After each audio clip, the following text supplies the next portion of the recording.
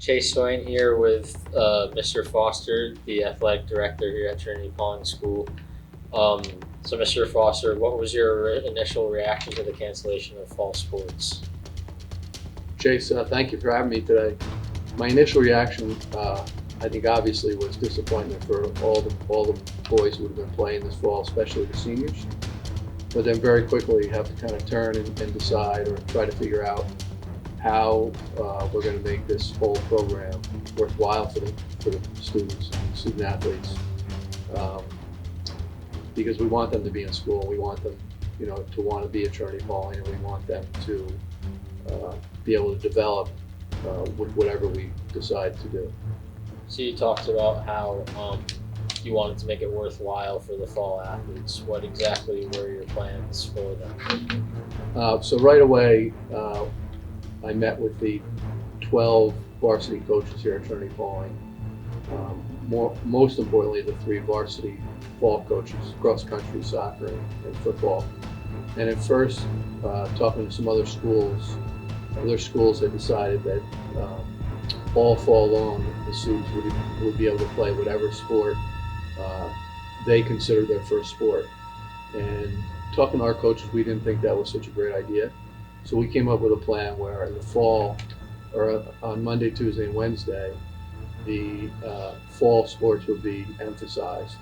And then Thursday and Friday, boys could play whatever they, again, consider their number one sport. So baseball, hockey, basketball, tennis, squash, lacrosse, those things were all offered. And what's been really nice is that we've added mountain biking, which has taken a bunch of boys who really have enjoyed it, and the weather has been absolutely incredible. So we've been outside 95% of the day, so it seems to have worked out. So, Mr. Foster, what exactly did the school look to do on Saturdays, since there was no real games or competitions to replace it? Chase, that's a great question. And all during the summer, a lot of faculty members sat around and said, we're going to have Saturdays and Sundays with really nothing with the boys to do, and that's not going to go well with them, or more than likely they're going to maybe get in trouble instead of playing games. So probably every Monday at the beginning of the week, different faculty members sat down and said, what can we do this week that will get everybody involved? And it's actually turned out great.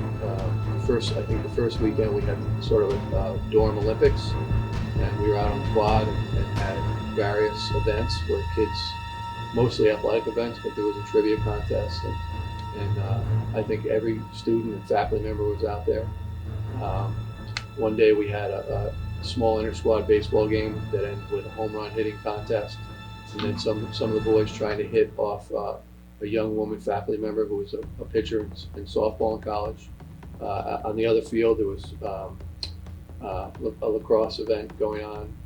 Mr. Kellogg cooking hot dogs all day. One Saturday, we helped a couple of the prefects with their senior project, putting 34,000 flags on the front quad.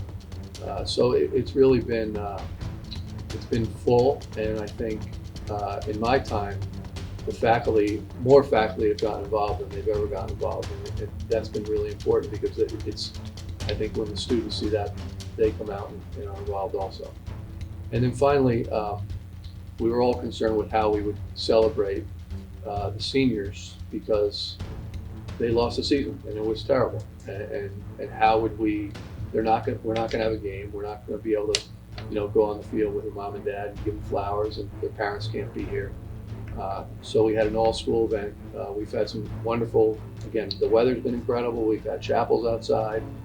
So we said, let's do this program outside. And each boy was spoken about. The coaches did a fantastic job with their speeches. And, it's not what everybody wanted, but I really think that the community, came together and realized what all those students had done during the fall and in their entire time at Trinity-Pawling. The Founders League recently canceled winter sports. So, what were you planning, or what are you going to plan for the winter athletes? Although right now the world seems to be getting worse with COVID. Testing is becoming a little bit easier, and there's some consideration, although the Founders League won't have championships and the games won't necessarily count. When we come back after Christmas, we will try to play games if we can test student athletes in hockey, basketball, and squash. I think that's important for those guys. Just it was important in the fall, but testing just wasn't the way it's going to be, I think, when we return. So if a school can test like we're testing, we will try to play probably Fridays and Saturdays against the same school. In the past, we would play Wednesdays and Saturdays, but the Wednesday would probably be a testing day for COVID, and then if everything worked out, we would try to play on Fridays and Saturdays. But we're going to really try to play winter sports. Outside probably won't be like it was in the fall, and so playing baseball and other things probably isn't going to be great. But we, maybe turn the lights on the turf once in a while if there's not snow on it, and so some other sports can get out there. But we're going to try to have a robust intramural basketball program, and hockey and squash. So hopefully kids will want to play things maybe they don't get to play all the time, and we'll have fun with it. So we'll see how that goes.